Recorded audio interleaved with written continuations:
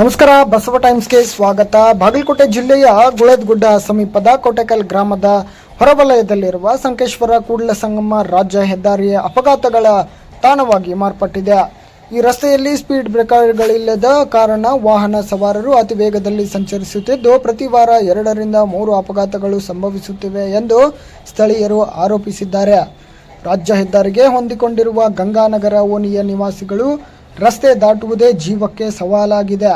ಇದೇ ಸ್ಥಳದಲ್ಲಿ ಆಳವಾದ ಗುಂಡಿಗಳಿರುವುದರಿಂದ ವಾಹನ ಸವಾರರು ಅವುಗಳನ್ನು ತಪ್ಪಿಸಲು ಹೋಗಿ ಪಾದಚಾರಿಗಳಿಗೂ ಡಿಕ್ಕಿ ಹೊಡೆಯುವ ಘಟನೆಗಳು ಪದೇ ಪದೇ ನಡೆಯುತ್ತಿವೆ.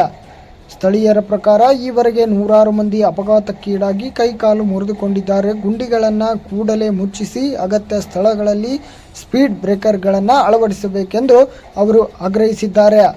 ಸ್ಥಳೀಯರಾದ ಸಿದ್ದು ಆಲೂರು, ಮಾಗುಂಡಪ್ಪ ಹೊಸನೂರು, ಶಿವಪ್ಪ ಶಿರೂರ್, ಹುಚ್ಚೇಶ್ ಹುದ್ದಾರ್, ವಿಠ್ಠಲ್ ಕಮ್ತಾರ್ ಸೇರಿದಂತೆ ಗ್ರಾಮಸ್ಥರು ಕೂಡಲೇ ಸ್ಪೀಡ್ ಬ್ರೇಕರ್ ನಿರ್ಮಿಸಿ ರಸ್ತೆ ಗುಂಡಿಗಳನ್ನು ಮುಚ್ಚಿಸಿ ಅಪಘಾತಗಳಿಗೆ ಕಡಿವಾಣ ಹಾಕಬೇಕು.